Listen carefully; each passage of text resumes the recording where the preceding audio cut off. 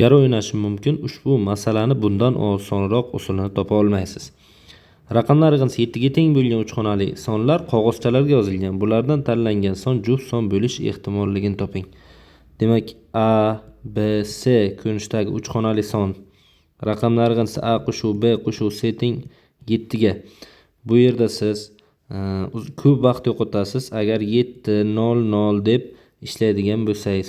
Bu usul juda ham ko'p vaqtni oladi, adashib ketish ehtimoliniz ham yuqori bo'ladi. Osonroq usuli qanaqa bo'ladi? Avval A ni A' bilan almashtirib olamiz, chunki A soni o'rniga 0 qo'yish mumkin emas va 0 bilan boshlanadigan uch xonali sonimiz yo'q. A' ni esa biz A ayru 1 deb belgilab olsak, bu yerda A ni topsak, A' qo'shuv 1 bo'ladi. Ya'ni siz A' BC son tanlasangiz, A BC o'rniga A' o'rniga ham 0 qo'yishingiz mumkin. Ya'ni 0 qo'shuv 1 baribir A ni o'rniga siz 1 tanlagan bo'lasiz. Ana endi A' qo'shuv B qo'shuv C nimaga teng? A' o'rniga A minus 1 qo'yamiz. Qo'shuv B qo'shuv C. A qo'shuv B qo'shuv C 7 ga teng. 7 dan 1 ni ayirsak 6. Demak A' qo'shuv B qo'shuv C teng 6. Demak biz 6 sonini qanday tasavvur qilishimiz kerak? Keling shuni 6 ta yulduzcha yordamida tasavvur qilaylik. Ana shu 6 ta yulduzcha bu 6 ni bildiradi. Ana endi 3 ta son orqali 6 ni ifodalash, deylik bittasini bu yerga, bittasini ana bu yerga chegara qilib qo'yadigan bo'lsak, bu chiziqchalarimiz chegaralarni bildiradi. 2 qo'shuv 3 qo'shuv 1. Bu 6 degani. Demak, biz bunaqa usullardan nechta borligini topishimiz kerak va yulduzchalarni xohlagan orasiga biz chegaralarni qo'yishimiz mumkin. Xohlasak, bu yerga emas, ana bu yerga qo'yishimiz mumkin chiziqlarni. Xohlasak eng oxirga ham keltirib qo'yishimiz mumkin bo'ladi chegaralarni. Buni qanday sanaymiz?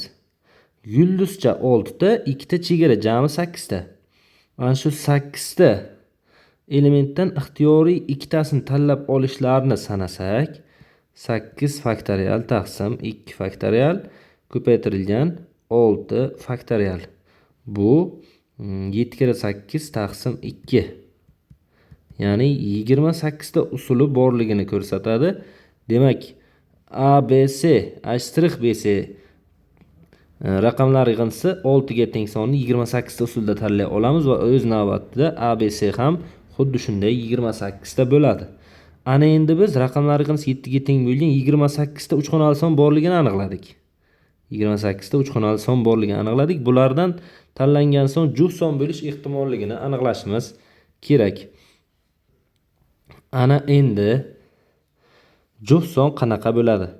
AB 0, AB 2, AB 4, AB 6.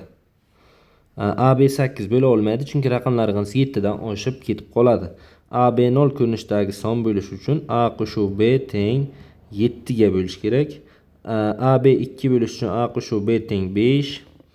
AB 4 bo'lish uchun A qo'shuv B teng 3. AB 6 bo'lish uchun A qo'shuv B teng 1 bo'lish kerak. A qo'shuv B teng 7 nechta holatda yuz beradi? 7 0, 6 1, 5 2, 4 3, 3 4, 2 5, 1 6. Boshqa holat yo'q, demak 7 ta. Xuddi shunday A qo'shuv B teng 7 da 7 ta, A qo'shuv B teng 5 ta 5 ta, A qo'shuv B teng 3 ta 3 ta imkoniyat bor, A qo'shuv B teng 1 da bitta imkoniyat, ya'ni 1 0 bor, bitta. Demak 1 qo'shamiz 3 qo'shamiz 5 qo'shamiz 7 barobar 16. Demak, jami imkoniyatlarimiz, ya'ni yig'indisi, raqamlar yig'indisi 7 ga teng bo'lgan uch xonali son tanlash imkoniyatlarimiz jamisi 28 ta va shundan biz kuzatayotgan ehtimol, ya'ni tanlangan son juft bo'lish ehtimolligida 16 ta son bor.